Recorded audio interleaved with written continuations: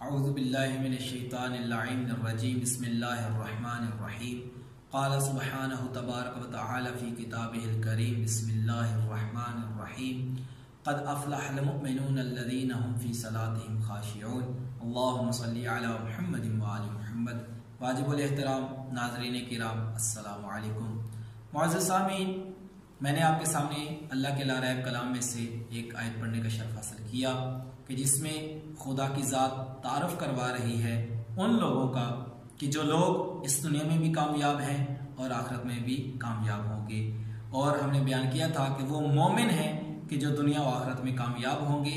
और फ़कत मोमिन होना काफ़ी नहीं, बल्कि कुरान ने उनकी 9 सिफ़ात को जिक्र किया है, जिनमें से पहली सिफत ये थी कि जब वो अल्लाह की बंदगी को अदा करते हैं तो वो खशियत इलाही के साथ उसको अंजाम देते हैं। इसी सिलसिले को आगे बढ़ाते हैं। अज़ीज़ान मोहतरम, जनाब इब्राहीम अलैहिस्सलाम से मनकूल एक रवायत है कि जनाब इब्राहीम अलैहिस्सलाम से अल्लाह ताला की ज़ात गुफ्तगू करती है और कहती है कि ए इब्राहीम नबी, तुम्हारे बाद एक ऐसी उम्मत आएगी कि जो उम्मत सख्त और मजबूत घरों में रहा करेगी।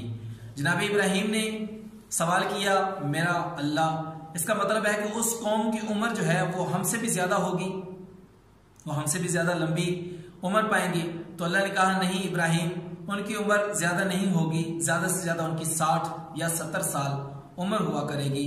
तो जनाब इब्राहीम अलैहिस्सलाम ने कहा कि परवरदिगारा, अगर तू मुझे इतनी उम्र अता फरमाता तो मैं 70 साल, यानी कि जनाब इब्राहीम फरमा रहे हैं कि अगर इतनी उम्र मेरी होती तो मैं सर सजदे में रखता और इसी हालत में महशर के मैदान में तेरे सामने महशूर होता।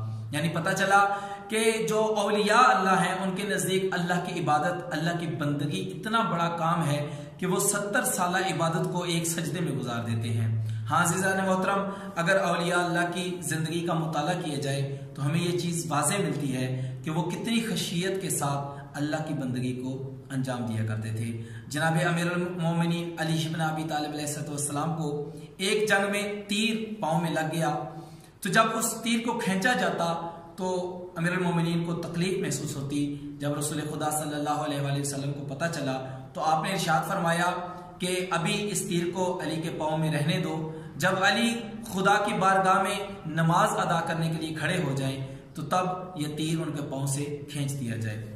अज़ीज़ान मोहतरम, जब अमीरुल मोमिनीन अली इब्न अबी तालिब अलैहिस्सलाम खुदा की बंदगी के लिए मुसल्ला इबादत पर गए तो लोगों ने वो तीर अमीरुल मोमिनीन के पांव से खींच दिया।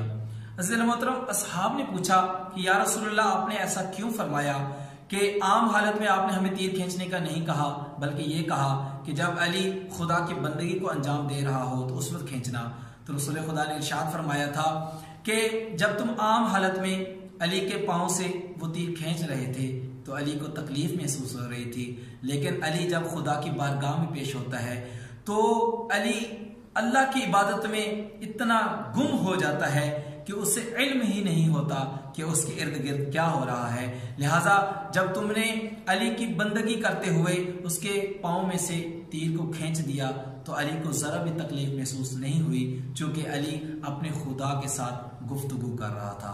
हाँ अज़ीज़ान मोहतरम, हम उन अहले बैत अलैहिस्सलाम के पैरोकार हैं कि जिन्होंने सारी जिंदगी खुदा की बंदगी को अंजाम दिया, कभी भी खुदा की नाफरमानी करने का नहीं सोचा, हमेशा खुदा की रजा और खुदा की इताअत में अपनी जिंदगी को गुजारा। दुआ है परवरदिगार से कि वो हमें भी इन्हीं अइम्मा मासूमीन अलैहिस्सलाम की सीरत तैयबा पर चलते हुए खुदा की खुशनुदी के लिए जिंदगी बसर करने की तौफीक अता फरमाए। अस्सलामु अलैकुम।